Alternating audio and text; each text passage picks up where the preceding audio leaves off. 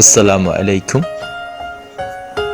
2015 ஆண்டு ஜனவரி மாதம் 8ஆம் திகதி இன்று இலங்கையில் ஜனாதிபதி தெரிவு செய்வதற்கான தேர்தல் வாக்களிப்பு நிகழ்வுகள் இடம்பெற்று கொண்டிருக்கும் இந்த நேரத்தில் எமது ஊர் மூதூர் பகுதியிலே சுமார் 10 மணி அளவில் இந்த தகவல்களை நாங்கள் இங்கே பதிவு செய்கின்றோம்.